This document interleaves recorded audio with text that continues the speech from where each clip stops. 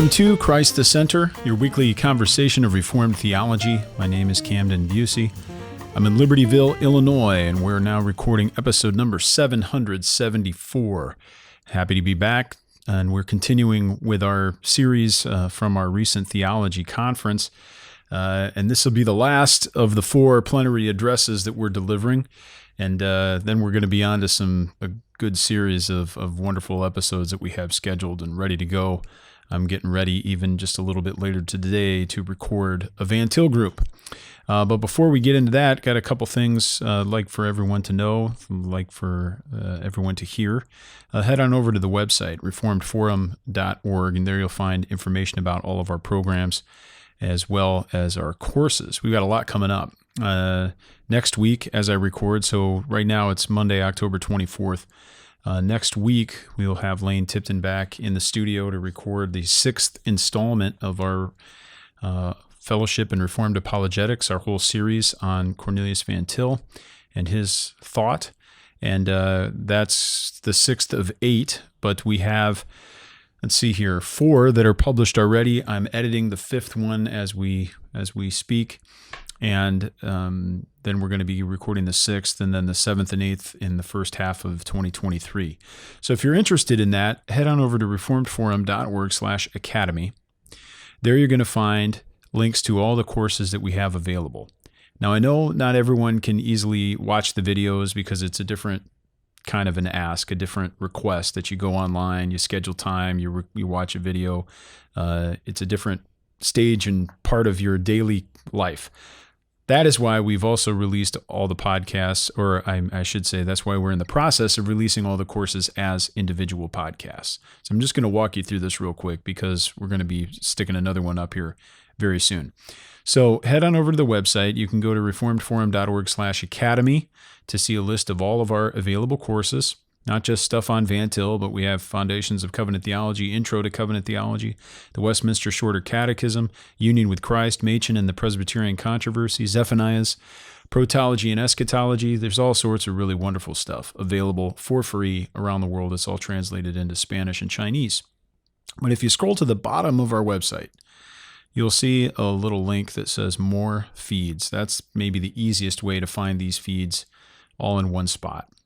You go to More Feeds, all the way at the bottom of the website in the footer under the podcast section. And there you'll find a list of links to all of our podcast feeds, including archive episodes of Christ the Center going all the way back to episode 1. Practice editions of the larger and shorter catechism if you'd like to memorize those and then want to hear the question asked and have dead space for you to recite the answer. But then we have a section called Courses, and there you'll find 4 courses from Lane Tipton, the first 4 Van Til courses. I'm still working on getting the Union with Christ course up and then finishing editing the 5th Van Til course and then also his Foundations of Covenant Theology. But the Machen course by Daryl Hart and Mark Winder's course on Zephaniah are published as audio podcasts. So this is a very simple way where you can click that link and subscribe and you, in your podcast software, your app, whatever you happen to be using, and it will download those audio files to your phone, or you can listen to them on your computer, however you listen to your podcasts. And then you can binge listen, if you will, during your commute, during your morning exercise, whatever it may be, wherever you fit audio into your life. And if you're listening to our podcast, Christ the Center, already, then you're fitting it in somewhere. Then you can certainly get the audio that way. Of course, the video is available online too. Maybe you mix and match. But if you at least want to get the content and fit it into your schedule in an easy and simple way, this is a good way to do it. And the rest of the courses are going to come. So this is going to be part of our process moving forward. Every time we record a course, we'll have it available in audio as a podcast, in addition to the video available online. And you can register for all that for free at reformedforum.org. So that being said, stay tuned for a new course on Van Til covering, we just released Common Grace. We're going to be getting into redemptive historical hermeneutics soon and all sorts of interesting stuff coming out. But now, today we want to release the fourth plenary address from our 2022 conference, which was held at Hope OPC in Grays Lake. The theme of our conference was the Covenantal Tale of Creation, Christ, and Consummation, the life and work of Meredith G. Kline. We had John Meether, Scott Wright, and Danny Olinger there. We've already released their plenary addresses as podcast episodes of Christ the Center. But today we're going to be releasing the fourth and the final one by Lane Tipton. Dr. Tipton, of course, is a pastor of Trinity OPC in Easton, Pennsylvania. He's a fellow of Biblical and Systematic Theology here at Reformed Forum. And his title for his address was Perichoresis, Encoronation, and Ascension, Christology in the Light of Endoxation. Sorry, I'm having trouble reading here.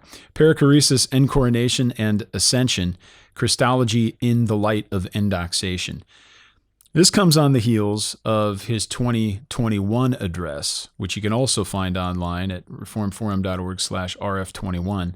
The title for that was Perichoresis, Endoxation, and the Glory Spirit, Foundations for Image Endowment and Covenant Theology in the Work of Meredith G. Kline. So we need some work on titles here, but this is what we have. This is what our speaker has given to us. So you can try to follow that up and decode those titles yourself after listening to the lecture. But we're going to get into this. And of course, if you want to find these on YouTube, they're available on YouTube as well. And on the conference page, you can click them and watch them on YouTube.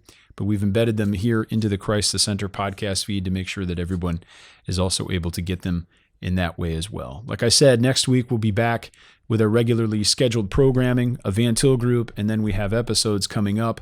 One with Jeff McDonald. We're going to be talking about Machen and some of his colleagues in the League of Evangelical Students.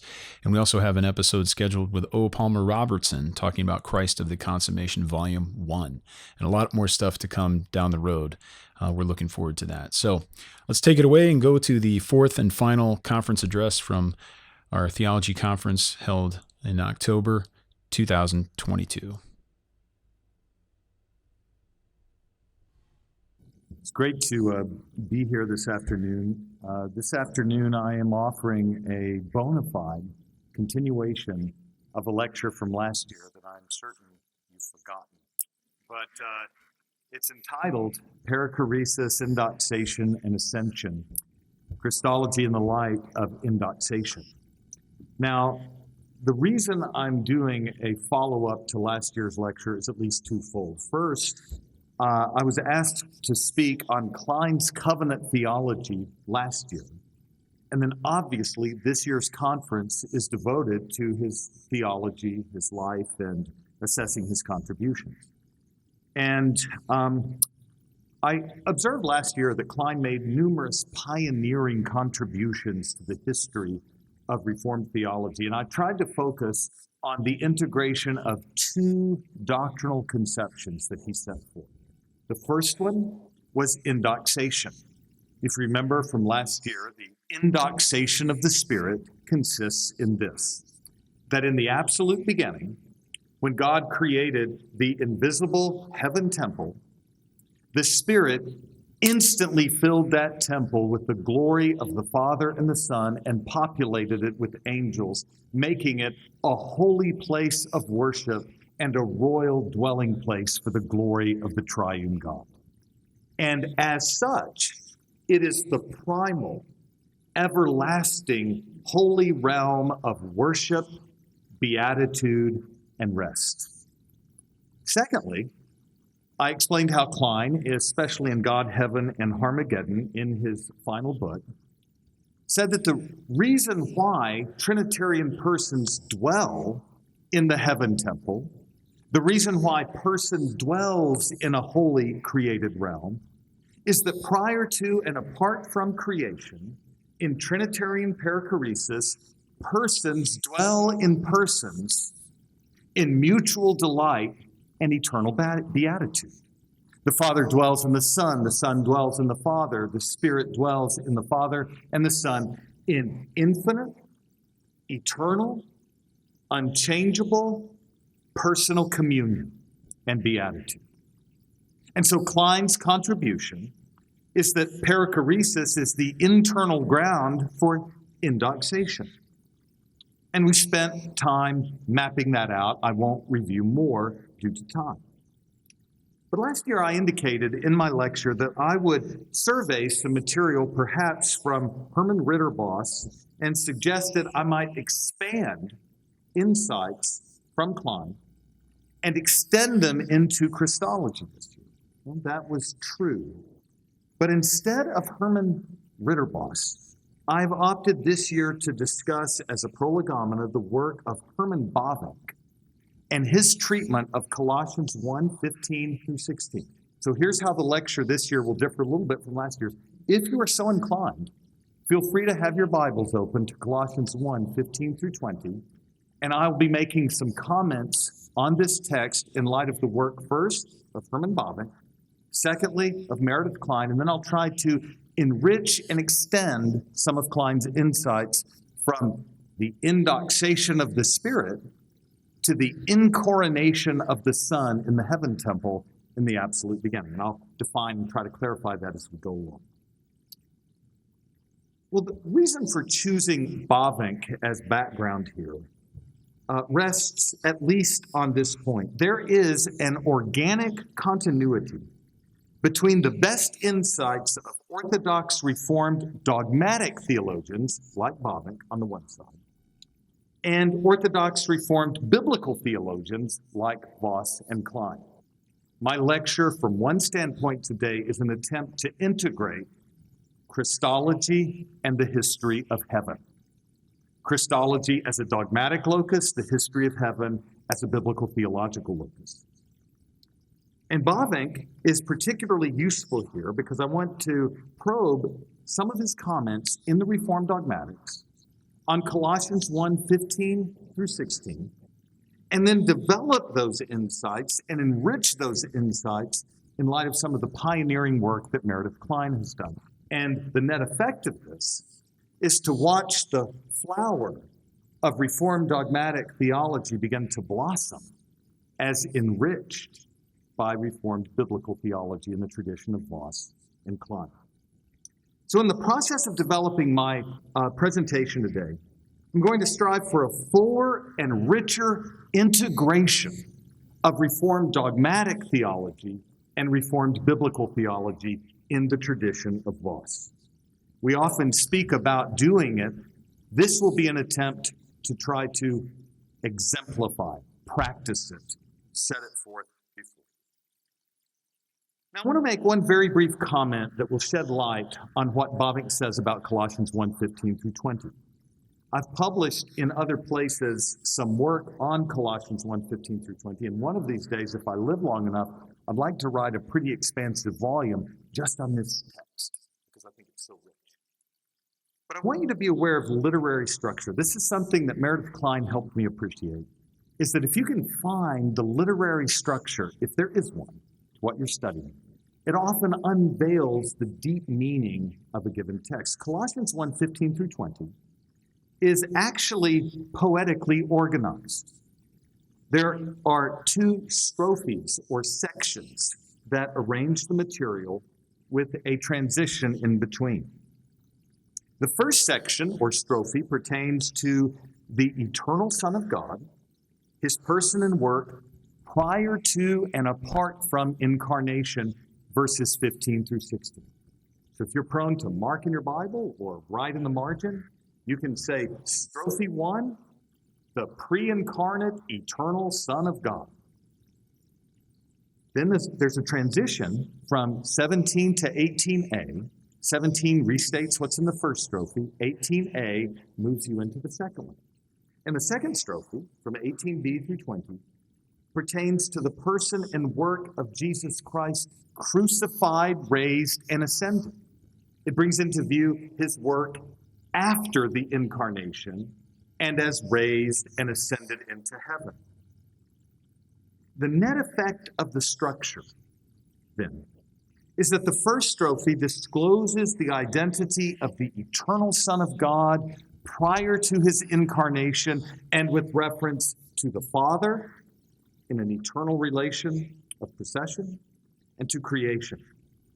The second strophe deals with his significance, his identity as raised and ascended. I could give you a lecture just on that for a really long time, but that's a summary that helps frame it.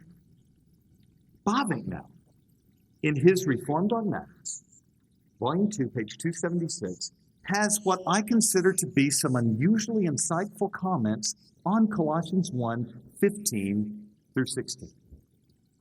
And he comments directly on what it means that the Son, in 15a, is the image of the invisible God. He says, we must, quote, we must consider the name image of God. By way of analogy, it can be applied to humans. But in an absolute sense, it belongs to Christ. Before his incarnation as Logos and Son, Romans 1:3-4, he existed in the form of God, Philippians 2:6, was rich, 2 Corinthians 8:9, clothed with glory, John 17:5, and now has returned to that state by resurrection and ascension. Thus, he was then and is now the image of the invisible God, the reflection of his glory, and quoting Hebrews 1:3, the very stamp of his nature. Page 276, argument 2. Now, the first and key point to grasp is that Bavinck understands image to apply to the eternal Son in an absolute sense. Image of the invisible God denotes the archetypal, eternal, personal image of the Father from all eternity, not yet incarnate. It does not denote his assumed humanity.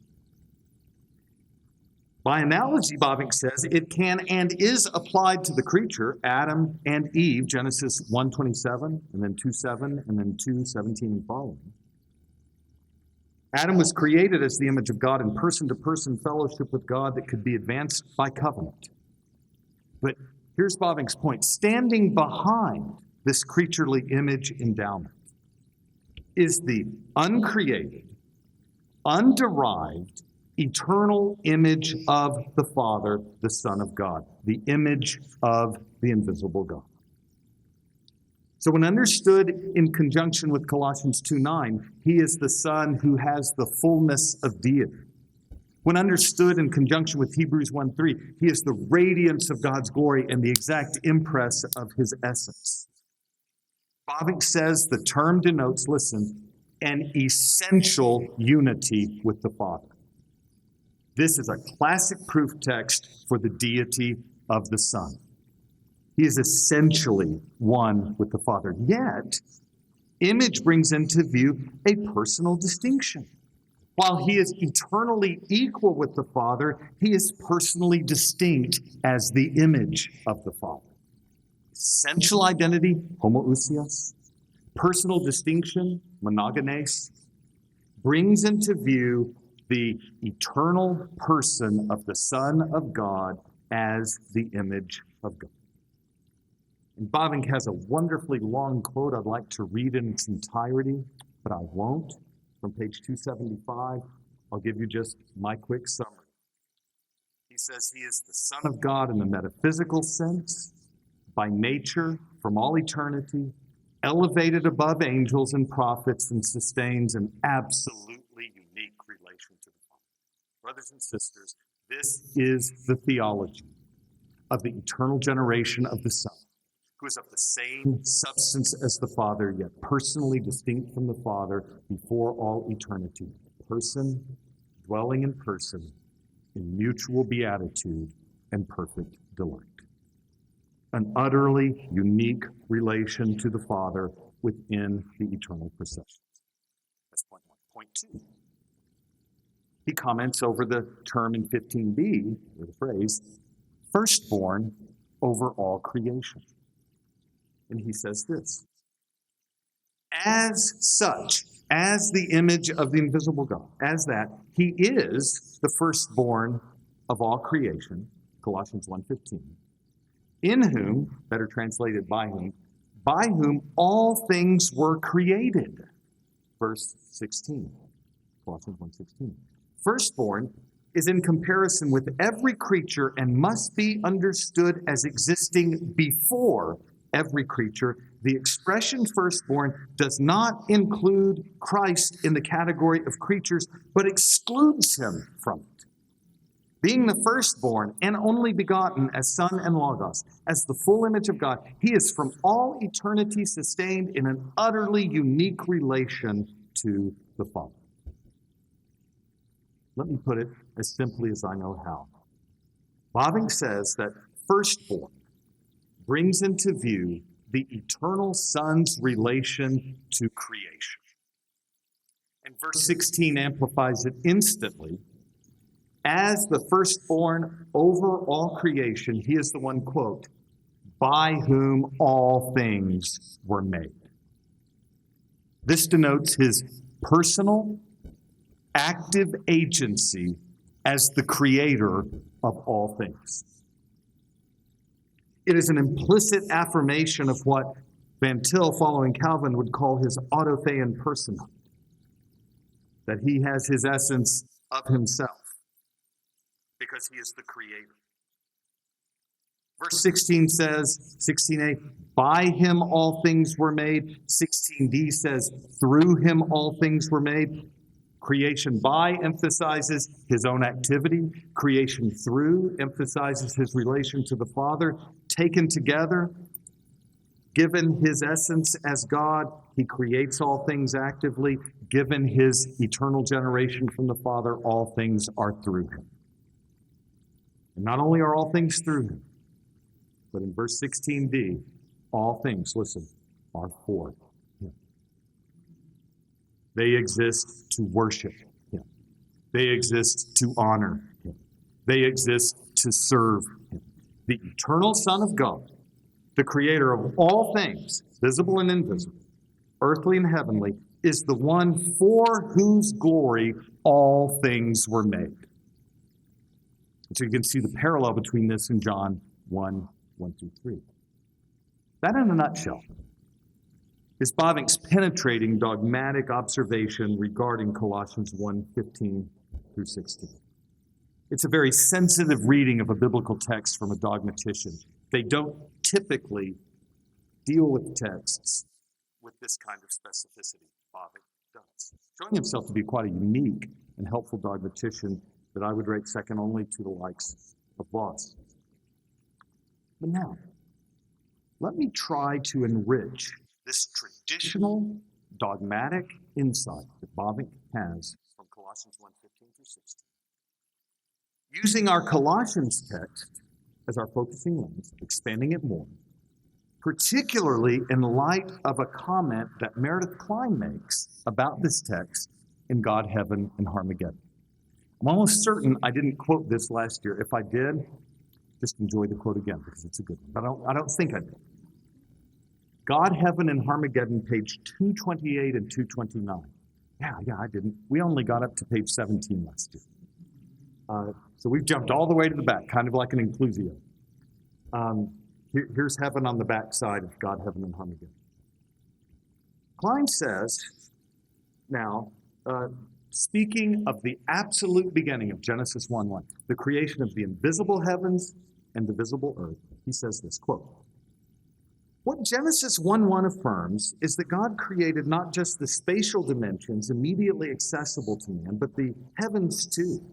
That is, the invisible realm of divine glory and angelic beings. This interpretation is reflected in the Apostles' Christological exposition of Genesis 1:1, declaring that the Son created all things that are in heaven and on the earth, visible and invisible, whether they be thrones or dominions or principalities or powers. And he quotes what? Colossians 1:16, or Luke's 2. Similarly, Nehemiah, reflecting on Genesis 1:1, finds a reference there to the invisible heaven of the angels, Nehemiah 9:6. And the only possible reference to the heavens of Genesis 1:1 and the reference to that in Genesis 2:1 is that the latter is a summation that brings into view the absolute distinction between them. heaven and earth in the absolute beginning. Now here's what I want you to know. Kline, in his comment on this, notes this, and remember this well, Colossians 1:15b and 16 is an inspired apostolic commentary on the significance of Genesis 1:1, the text we looked at for some time last year.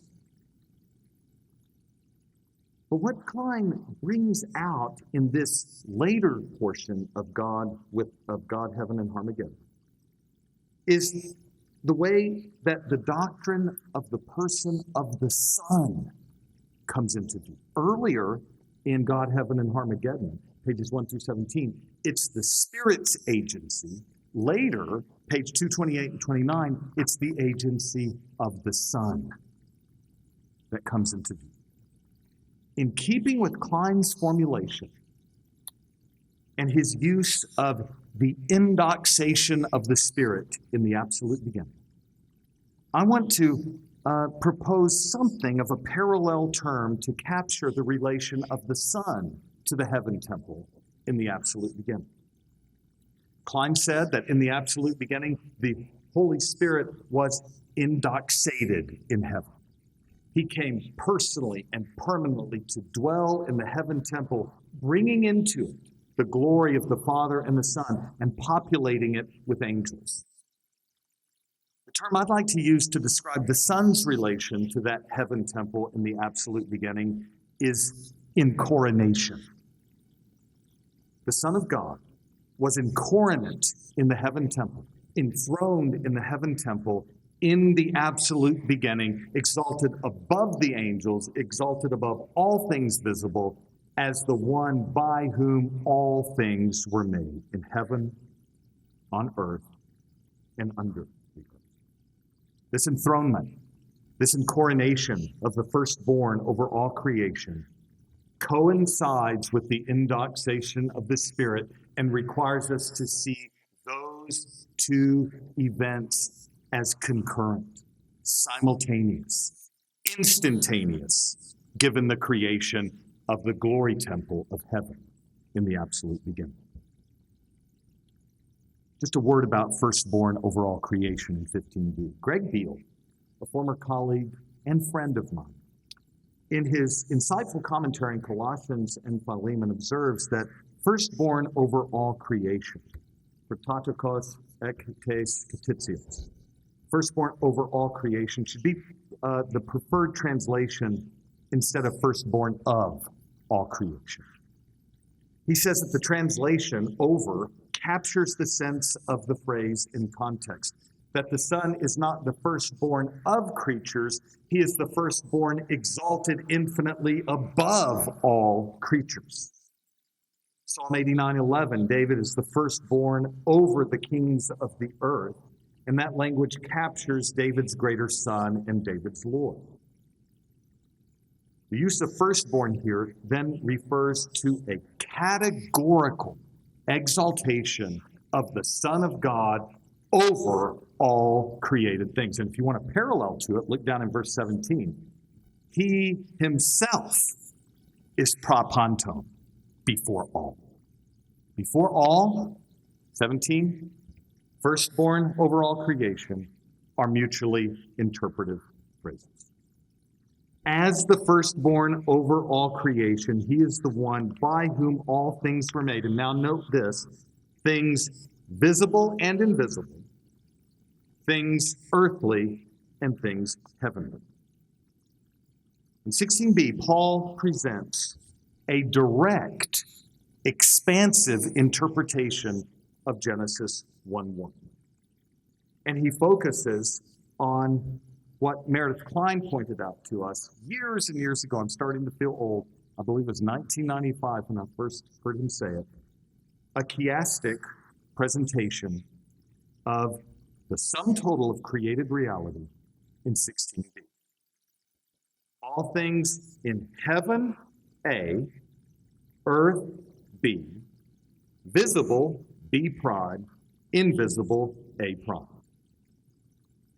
Heaven, earth, visible, and invisible. In that chiastic construction, that ordered literary arrangement, AB, B prime, A prime, all of created reality is presented. The earth corresponding to what is visible, heaven corresponding to what is invisible. And this supplies an ironclad apostolic confirmation that Genesis 1:1 is teaching. In the absolute beginning, God created the invisible heavens and the visible earth. Now, the distinction, of course, is that heaven was completed in an instant, in the blink of an eye, in what Kline calls an epiphanic flash of glory. Heaven was created as finished and filled with glory and angels. But the earth was a tohu vavohu, a formless void, that in the space of 6 days, God formed and filled. Heaven was created in its glorious fullness in a punctiliar instant. The earth was created in its glorious goodness in a developmental movement. But the point that Kline is making is that in the absolute beginning, the eternal Son of God, the firstborn over all creation, created ex nihilo the invisible heaven temple and the visible earth as its record. That is Paul's inspired apostolic commentary. But I want you to notice something more. Look at verse 16c, if you don't mind me parsing it so finely. Look at the next section here. By him all things were created, things in heaven and on earth, things visible and invisible, whether what? Thrones or dominions or rulers or authorities. 16c here is an allusion to Nehemiah 9:6, to the fact that in the beginning, God created heaven and populated it with a host of heaven that worshiped around his throne. All elect angels worshiped his glory in the absolute beginning and were placed in the immediate throne presence of the heaven temple to see the glory of the living and true God, the Father, the Son, and the Holy Spirit.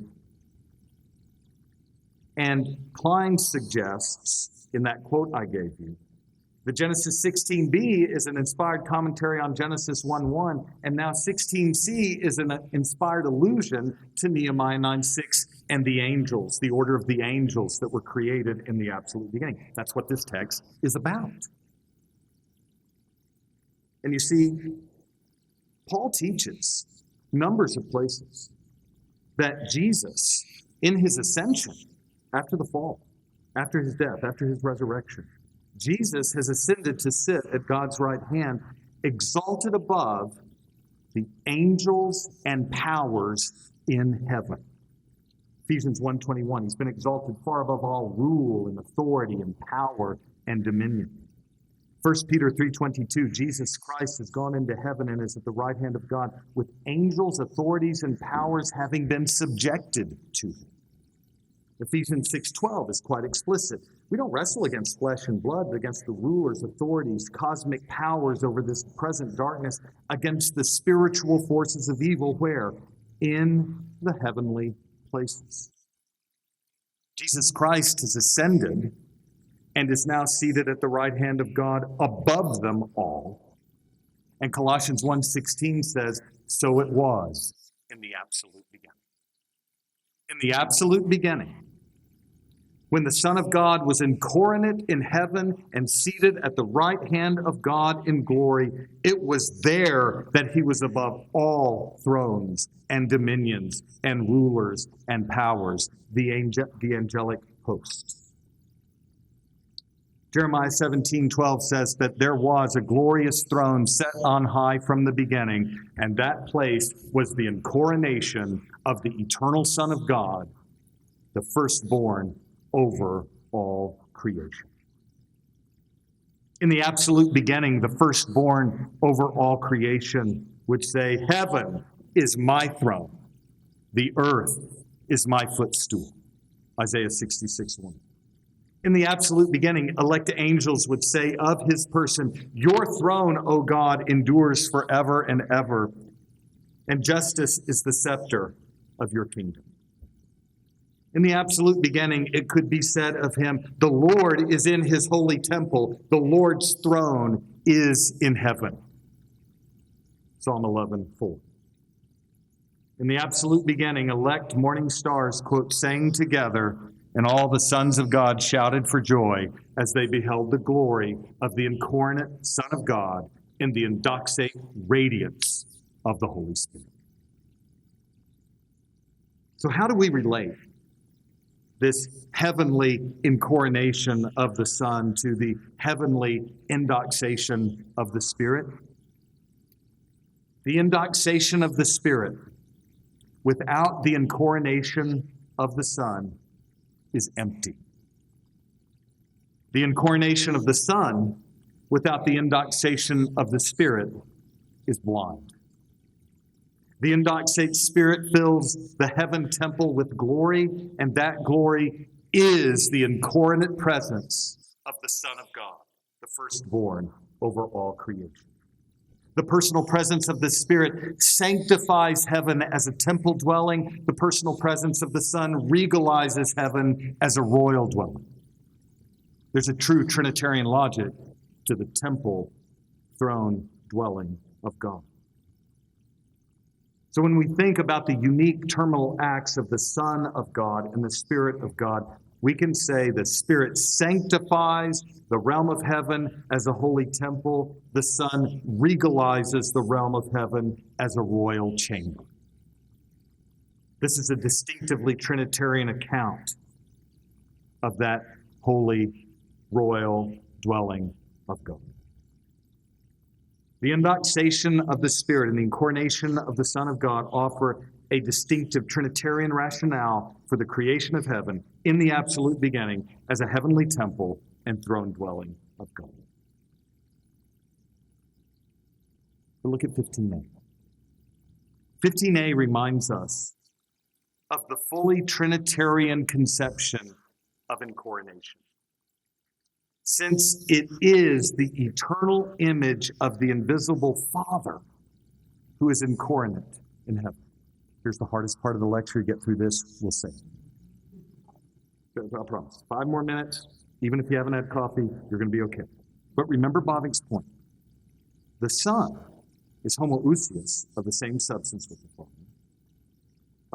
He is monogenes, begotten of the Father from all eternity. So as the image of the Father, he's the impress of his essence. As the image of the Father, he's personally distinct from the Father. But Herman Ritterboss, I had to get him in. Herman Ritterboss, in Colossians 1:15, says, it is difficult to deny that the absolute use of image of God as a qualification of Christ must be connected with what is said in Genesis 1 of the first Adam. This is from Paul, page 73. Let me compress my lecture because I'm going to go over if I don't. Paul uses the language taken from the creation of Adam as the image of God and denotes, listen, an eternal Trinitarian processional relation. He says that the Son, as he eternally proceeds from the Father and dwells in the Father in perichoresis, is the uncreated, original, underived image and likeness of God. And what does that relation consist in? I'll just remind you of Turretin's language. It is a mutual embrace that is exhaustively interior and personal. Person dwells in person in a mutual archetypal relation of beatitude. That is what the image connotes. So when the Father generated the eternal Son, there was personal distinction, personal indwelling, and perfect beatitude. That relation is what supplies the internal ground for the incoronation of the Son of God. Because think of it. When the eternal Son was enthroned in heaven in the absolute beginning, where was it? At the right hand of the Majesty on high. Hebrews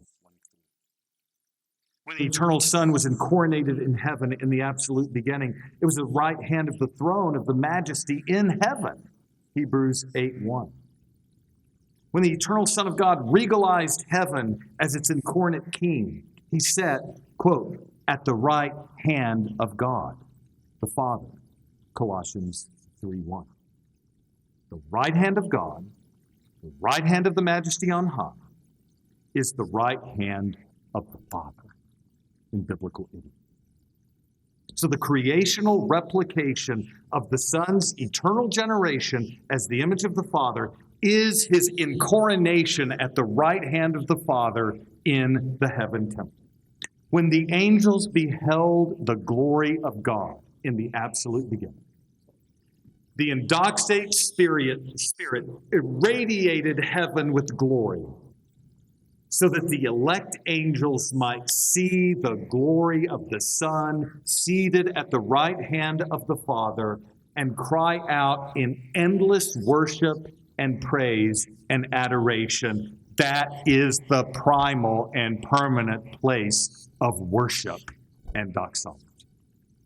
Filled by the Spirit with the glory of the incarnate Son seated at the right hand of his Father. Now, I want to draw three implications from these insights in light of Colossians 1:18 and 20. I can only sketch them here in a suggestive way. The detailed work and development will have to be explained in the book somewhere down the road if the Lord gives time. But first, I want you to appreciate something. Matching the incoronation of the Son as firstborn over all creation is the incarnate and resurrected Son as firstborn from among the dead in verse 18b. That's a clear parallel. Prototokos, firstborn, recurs in 15b and 18b. Creation, 15b, new creation, 18b. And as firstborn from among the dead, the incarnate Son has been raised, has ascended bodily into heaven, and is seated at the right hand of the throne of the majesty on high in his glorified humanity. The gospel depends on this, hinges on it. It is its most glorious disclosure. Encoronation, then, necessitates ascension. The incoronation of the eternal Son at the right hand of the Father in the heaven temple supplies the pre-redemptive, pre-incarnate template for the ascension of the incarnate Son to sit at the Father's right hand. I'll give you language from Herman Ritterboss that I've always found helpful. The pre-existence of the eternal Son as firstborn over creation, 15b, decisively conditions the post-existence of the incarnate Son as firstborn from among the dead. If there is an incoronation of the eternal Son in heaven in the absolute beginning, listen, once his work on earth is finished, he must ascend to take that place of glory from which he descended in order to serve you and me by his obedience to the point of death on a cross. He came from the right hand of God as incarnate to seek and save the lost. He ascends to the right hand of God, having purchased a people for his own, so that where he is, you and him, in union with him, might follow. The ascension of the incarnate Son into the glory of the heaven temple entails that now, right now, he is surrounded by angels in festal gathering, Hebrews 12:24. Now he is surrounded by the spirits of the righteous made perfect.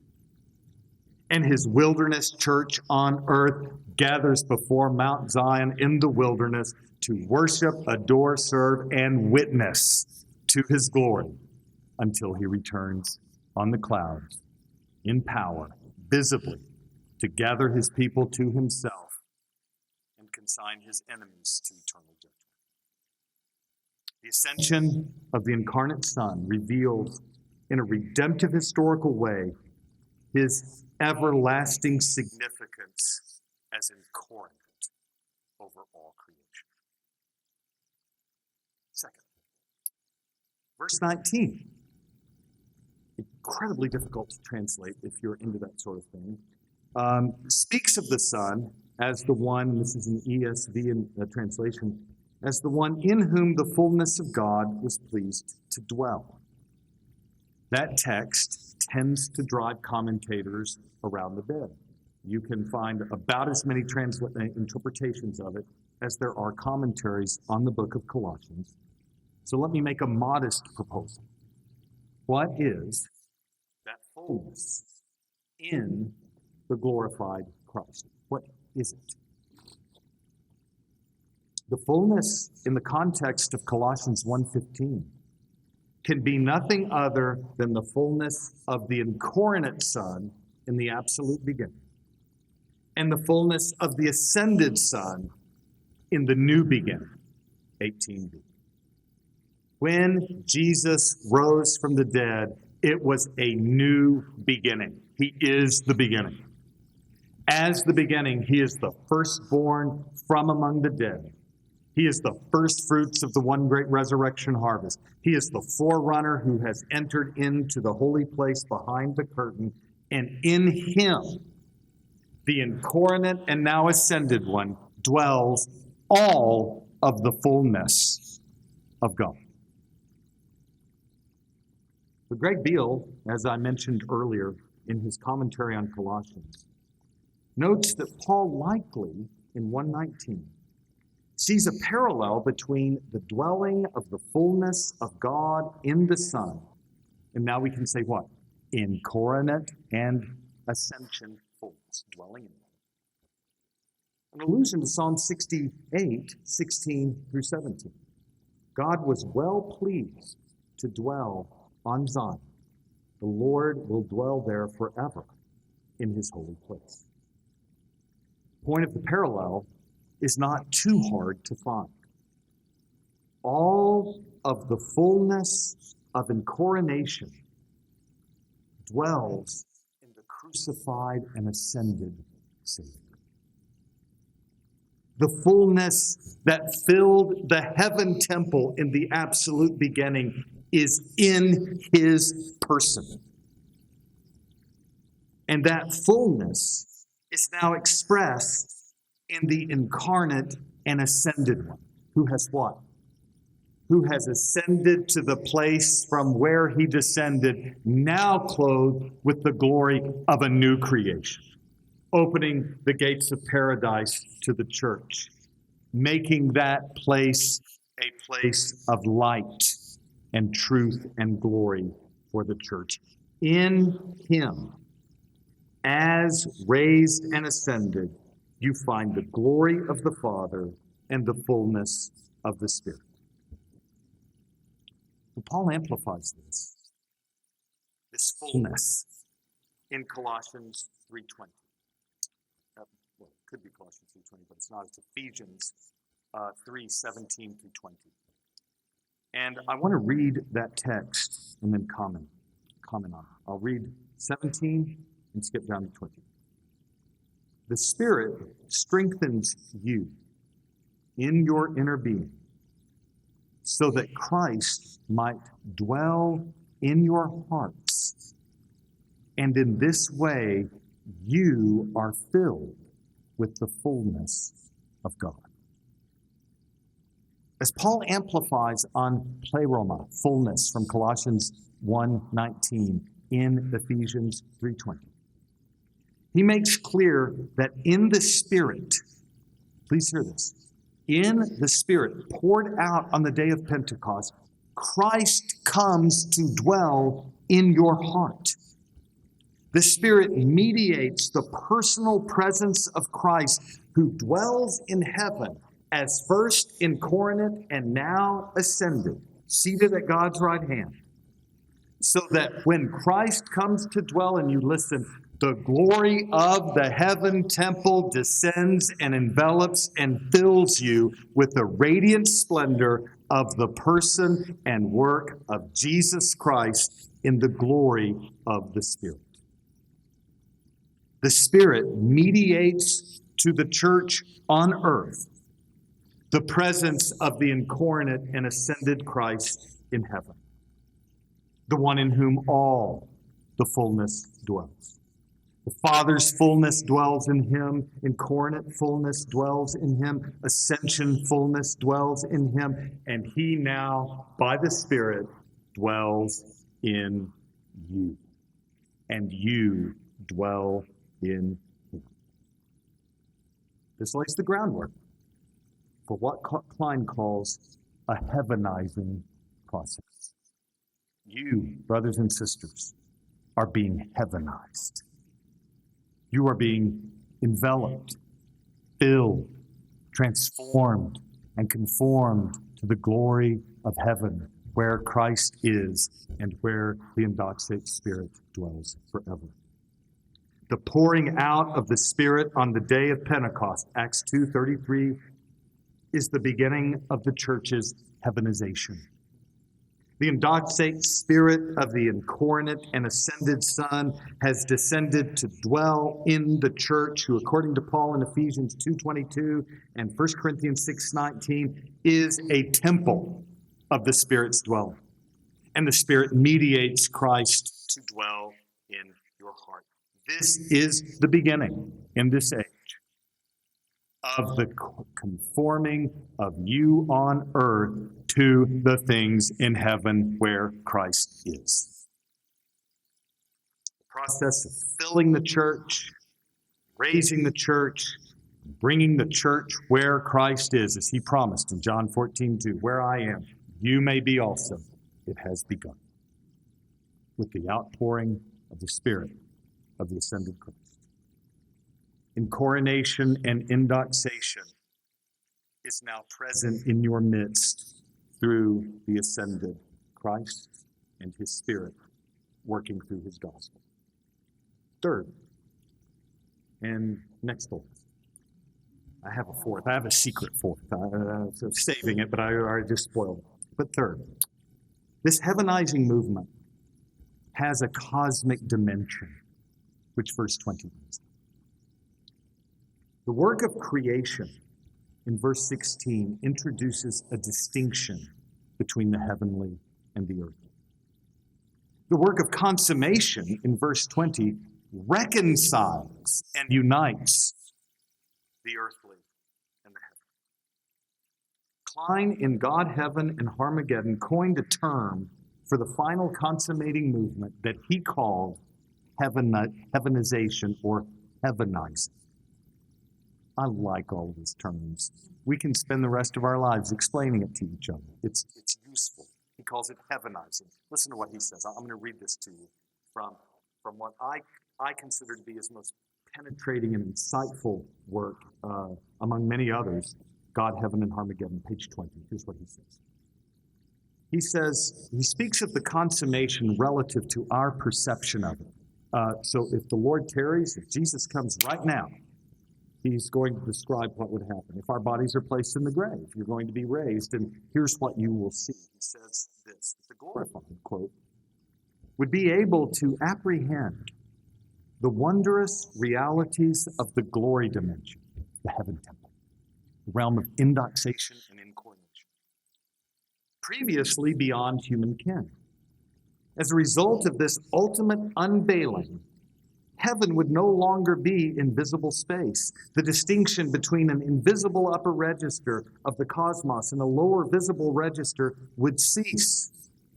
When the distinction between the visible and invisible space disappeared and man's perception of the world included its glory dimension, the cosmos as an integral, unified whole could take on a new face for him. For glorified man, earth would become heavenized. Page 20.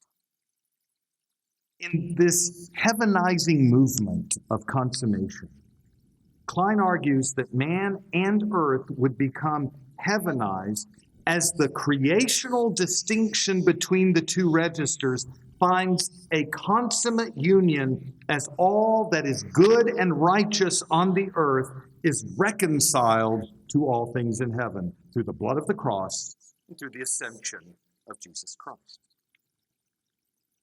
Now, all I want to say here, and leave for further development at another time, is this. The heavenizing movement that Kline describes consists in this. The upper register descending, enveloping, transforming, and conforming the earth and all things on it to the glory proportions of heaven, the heaven temple created in the absolute beginning. As Revelation 21:2 presents, John sees this. Quote, I saw the holy city, the new Jerusalem, coming down out of heaven from God, prepared as a bride adorned for her husband. And I heard a loud voice from the throne, saying, Behold, the dwelling place of God is with man. He will dwell with them, and they will be his people, and God himself will be their God. He will wipe away every tear from their eyes. Death shall be no more, neither shall there be mourning, nor crying, nor pain, for the former things have passed away.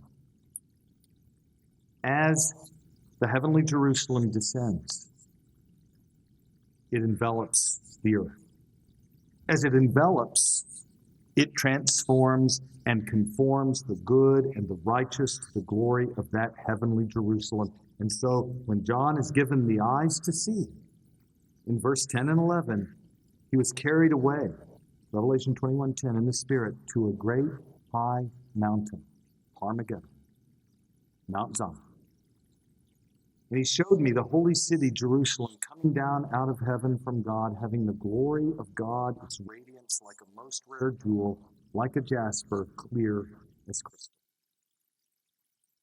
Commenting on this very verse, pages 215 and 16 of God, Heaven, and Armageddon, Kline says this: those who are glorified are thereby equipped for the perception of and participation in the glory dimension realm. Taken up into the glory spirit realm, John found himself atop the great high mountain on which he saw the temple city Jerusalem descending. This was the apostolic reprise of Ezekiel's visionary experience when the hand of Yahweh, the glory spirit, brought him to the very high mountain in the land of Israel on which the heavenly temple was situated. And in another Johannine vision of the holy height, it is explicitly called Mount Zion.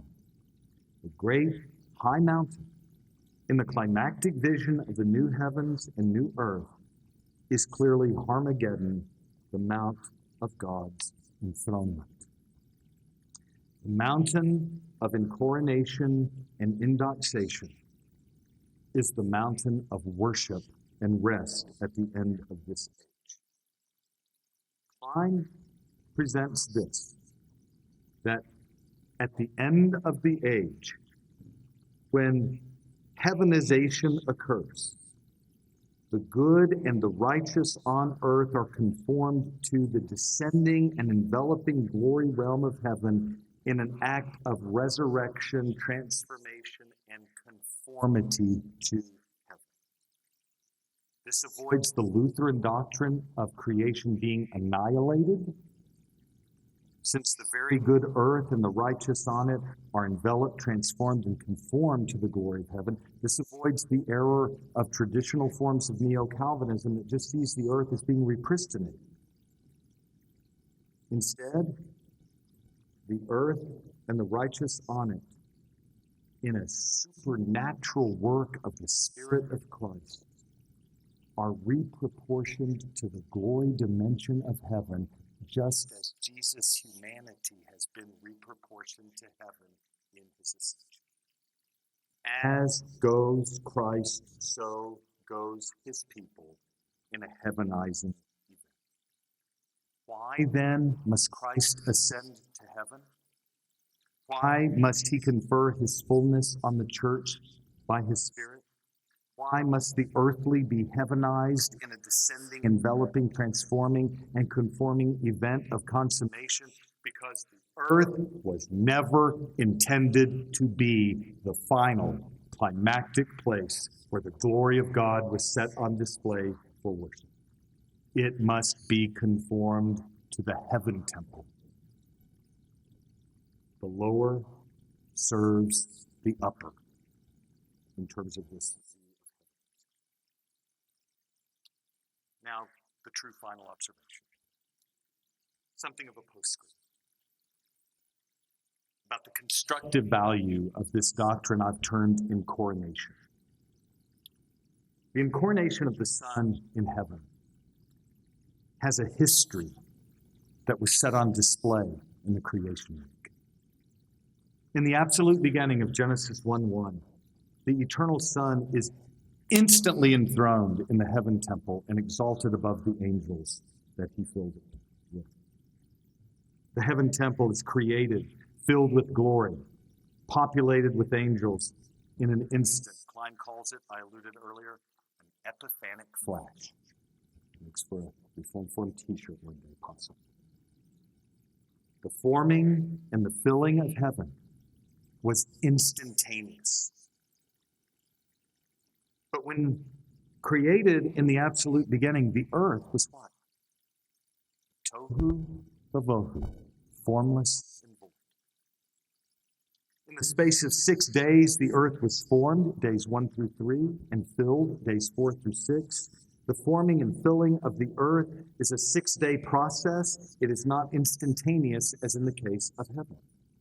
The replica on earth is formed over time. The archetype it replicates is formed in an instant.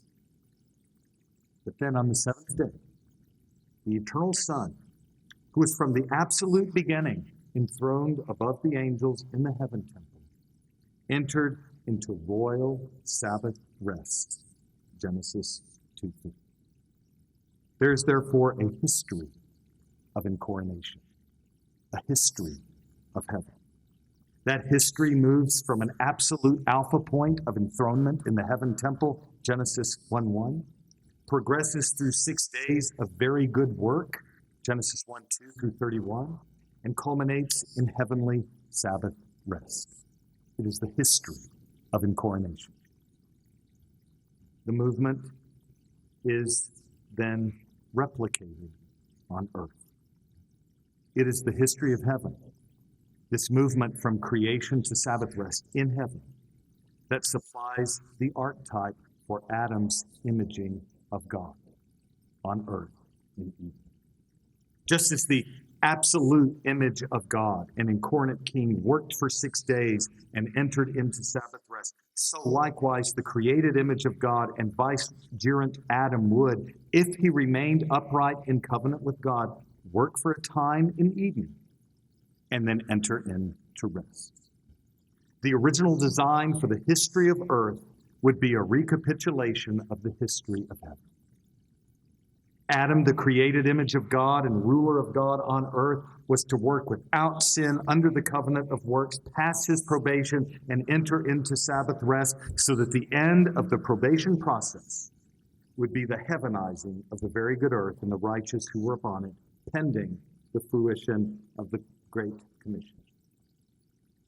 The work of the created image of God was to replicate the work of the absolute image of God. This is also why the work of the incarnate image and firstborn from among the dead moves out from a time of very good redemptive works in the wilderness, traversing obedience to the point of death on a cross, followed by what? Resurrection and ascension and entrance into Sabbath rest to sit at the right hand of his Father in full possession of the Spirit whom he pours out on his church. The Spirit has been poured out. The glory of the heaven temple in the ascended Christ is in you as you are in him by the Spirit. Where he goes, you go in him. Where he goes, you go with him. And your life in this age is a time of wilderness that is followed by a time of Sabbath rest. The time of wilderness is only for a moment.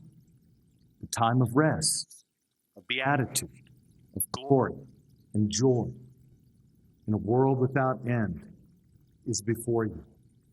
Hebrews 4:3 even says you are entering that rest now by faith. We can say it this way.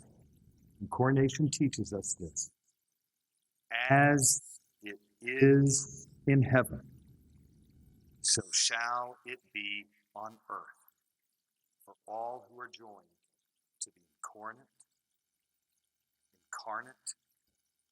crucified, ascended, interceding, reigning, and returning King of glory. This theology constrains the church to worship him. Let us do so as we pray. If you have questions for me or other speakers, please feel free to direct them, and we'll do our best to answer.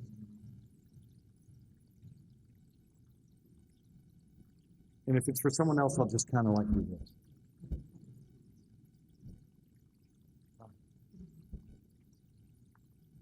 Let me just say first, thank you for your lecture. If I were an emoji, I would probably be the mind blown emoji right about now. But as I was listening and I was thinking, because maybe it's just me, but I always thought when Christ ascended, that was his coronation. But now it sounds like, this, what you said kind of brings out, and maybe this is not so much a question, maybe it's just a clarifying thought, but in the scriptures, like particularly when Jesus prays to the Father in John 17, he says to him, restore me to the glory that I had before the worlds were, right? So in a sense, can we then say his ascension is a restoration to that glory in the Encoronation? And the same thing when Jesus says in John 12 that when Isaiah saw the high and exalted God, he saw the glory of Christ. Are we drawing those connections? Is that kind of what you're bringing out with this Encoronation idea? Yes, since he's read it out, since he got a microphone, I have to repeat it. I usually repeat them, but since we've heard it, yes and yes. And here's one way to think of it. Herman Ritterboss, I didn't do him justice, but if you don't have it, I think I saw a copy of it with the dust jacket. Paul, an outline of his theology. Don't anyone, get in a scuffle over it, but it's out there, and it's a tremendous volume. And in the section entitled Fundamental Structures, which is my personal favorite section, from around it's around 52 to about 85, somewhere in there, maybe not into the low 90s, he talks about the relationship between the pre-existence and post-existence of Jesus. By pre-existence, he means his infinite exaltation over all things as the one by whom all things were made.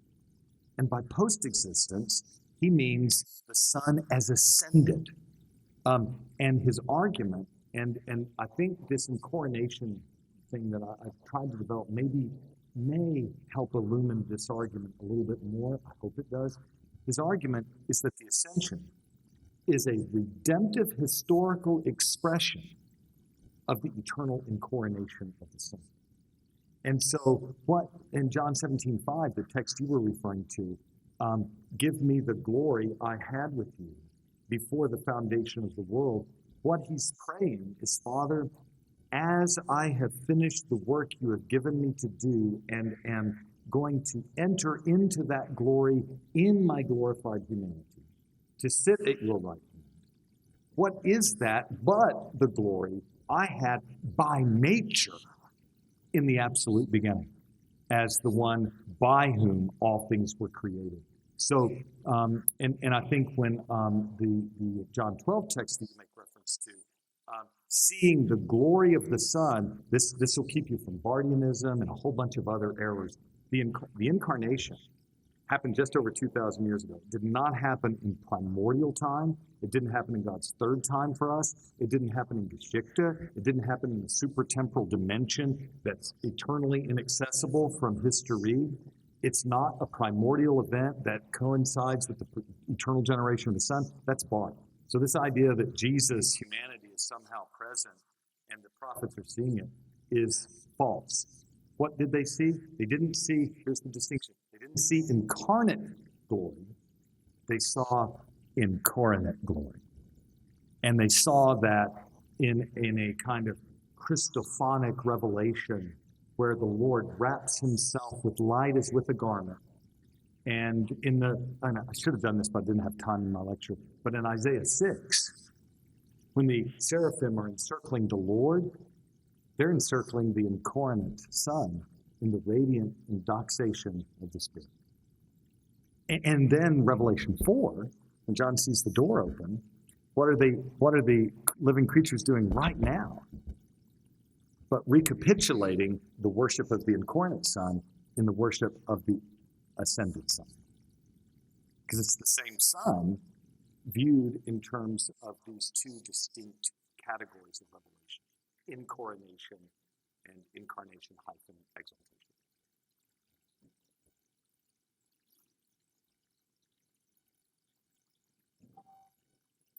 This feels familiar, Parker. Yeah, that's right. You're talking. I wonder if you could put Encoronation in touch with the Extra Calvinisticum, and whether, like, qua his divinity, the Son stepped off of the throne, and how metaphorical are we getting here? Yeah, could you help me think through that? I actually can give it a good shot at least. When we're talking about the Extra Calvinisticum, we're simply wanting to remember that the Son of God isn't, he exists beyond his humanity. His divine person and his divine nature are not contained within his humanity. He is everywhere present. So in a strict sense, when we talk about the Son coming down or condescending, we're not saying that he once occupied a space in heaven and he then came to occupy a space on earth, but is no longer in heaven because we'd have that old, kind of old new, finite, mutable, mutualist deity that's been creeping up since the Enlightenment and is really trying to make a stranglehold right now in 21st century evangelicalism and in some Reformed circles. So that's not it. We don't want that. But instead, you have to think of it this way, that there is a distinction between the omnipresence of the Son and the special condescended covenantal presence of the Son. So when we're thinking about God's voluntary condescension, for instance, in light of what was Voss's favorite section, I think it's mine too, the Westminster Confession 7:1. When you're thinking about God creating Adam from the dust of the earth by a special work of creation, and then revealing to him the special terms of the covenant in an act of voluntary condescension, so that Adam, through perfect, personal, exact, and entire obedience defined by the ex pacto terms of the covenant, could have God as his blessedness and reward. That condescension is the God who always occupies and fills all space and is present before all creatures. If I am in heaven or on earth or under the earth, you are there. But what happens? In a special, condescended mode of friend dwelling with friend. Psalm 25:14, one of Voss's favorite texts. We learned of 1:8, Zechariah 1:8 from Kline, restating the same thing. What does the Lord do? The God, in the language of Psalm 57:15, the God who is infinitely holy and exalted and inhabits eternity, dwells with the one who is contrite in heart and is the one who strengthens and upholds and is the tower and shield and refuge. So the Extra Calvinisticum, we affirm it fully, but the reason we do it is because we affirm the equal reality of divine omnipresence and that unique covenantal condescension, whereby, and this is really important to remember, whereby God remains infinite, eternal, and unchangeable in his condescension. He doesn't take on new properties or a new mode of existence or become his opposite when he does it. But that God makes himself known in a special way so that Abraham called on him as friend. And that is the idea behind this. So robust theology proper meets robust and orthodox theology proper meets robust and orthodox covenantal conversation, and they most sweetly comply.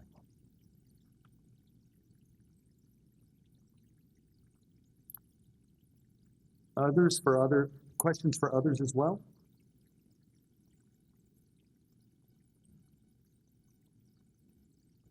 In chapter 1 of Images of the Spirit, Kline he's speaking about Genesis 1:2, the Spirit's hovering presence, or the glory Spirit, he calls it.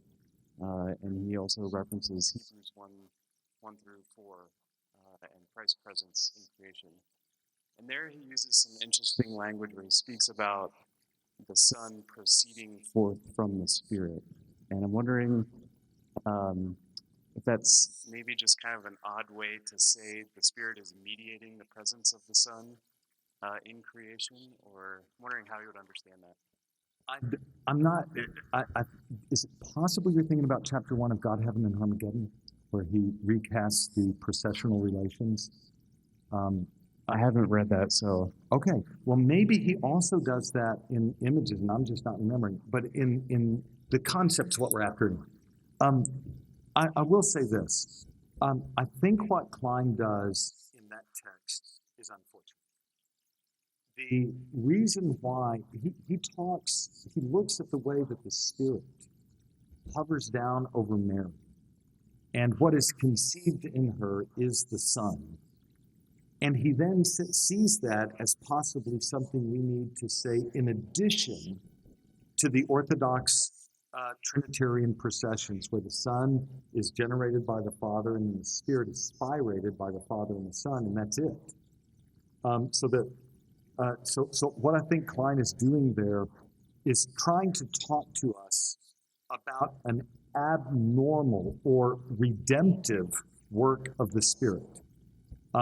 And just as the Spirit hovered down in Genesis 1:2, formed and filled, the Spirit hovers down, Genesis 2:7, forms Adam from the dust of the earth, and what?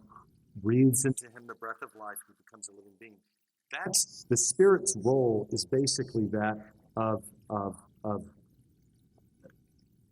in the exitus of creation, bringing Adam to a reditus, back to God. That's the eschatology of the movement. After the fall, because of sin, the Spirit, in a manner parallel to the way he breathed Adam's humanity from the dust of the ground and filled his nostrils with the breath of life, conceives the humanity of Jesus through the overshadowing of the Spirit. It's new creation. It's second Adam. It's the beginning of the fulfillment of that covenant of works that was violated by Adam. And I think what Kline wants to do is try to articulate that into the Trinitarian processions. And I've always held off on doing this. I may be forced to do it, maybe in a different lecture. I'm already kind of doing it now, or put it in a footnote somewhere. That's using. Here's a rule: you cannot use as an infallible guide a redemptive work of the Spirit in relation to the Son as last Adam that brings into view his humanity, and then use that as a template for understanding the processional order of personal existence. It's just not the well-founded move. And it is probably, if I were to pick the weakest part of that portion of Images that you're thinking about, or that portion of God, Heaven, Armageddon I'm thinking about, it's not a constructive way to go forward. You don't need to be supplementing the processions in light of that. I think what you need to be doing is just seeing the robust, wonderful two-Adam theology that flows from that. But recasting the processions is neither wise nor necessary. I hate to have to say that. Someone asked. Are there other questions for me or for others who were lecturing?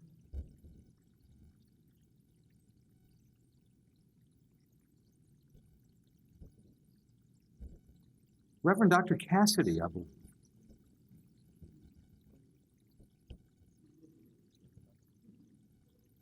So at some point when you're describing the heavenization of the church, you use the language of reproportioning to glory.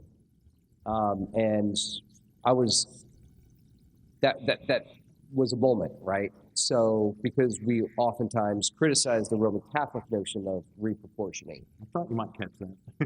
So maybe you can unpack that a little bit. I'm assuming you don't mean a metaphysical reproportioning. Yeah. What's really interesting, that wasn't in my notes. I just said it because I wanted to. I really did. I actually wanted to get it at this conference. Just say it. And here's all I'm after. The work of resurrection when Jesus was raised brought about an instantaneous change.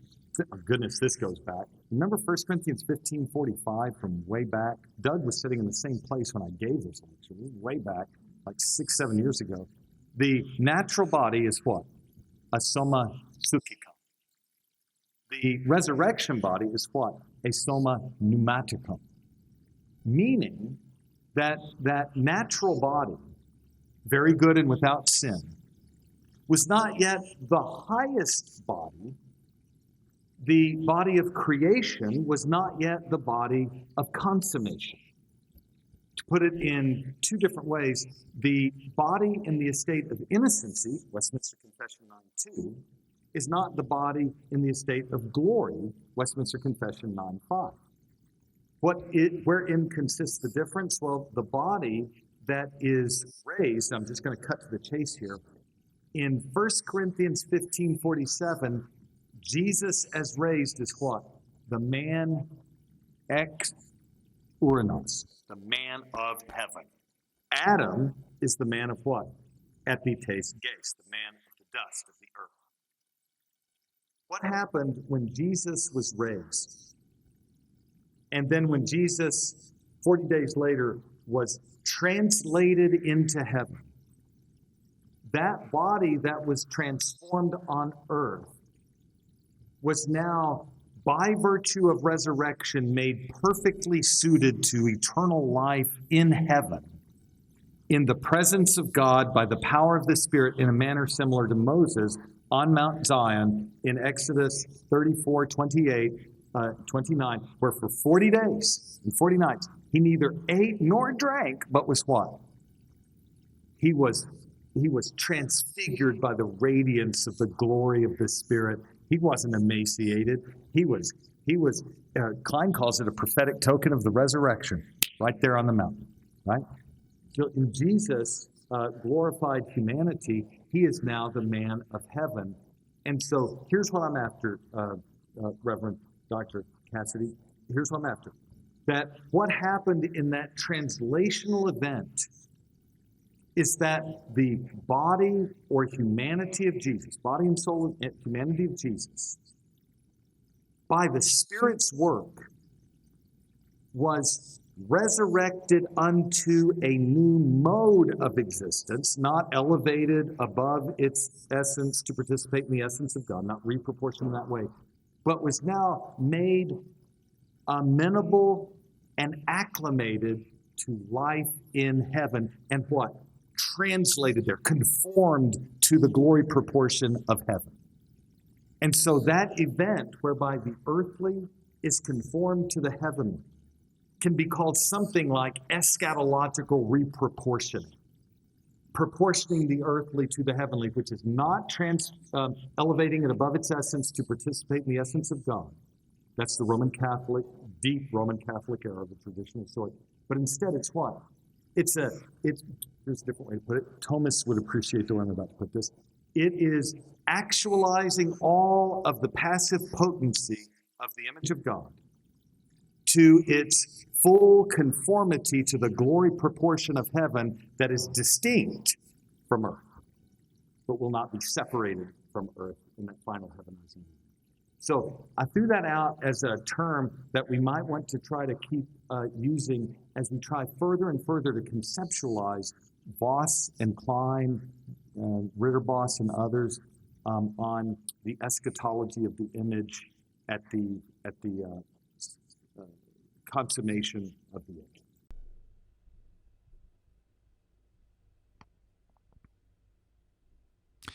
Well, I hope you enjoyed that lecture. It's certainly fascinating and interesting. And again, if you'd like to follow up and get part 1 of that, or to see the background to that particular advancement, you can find it at reformedforum.org/RF21, RF21.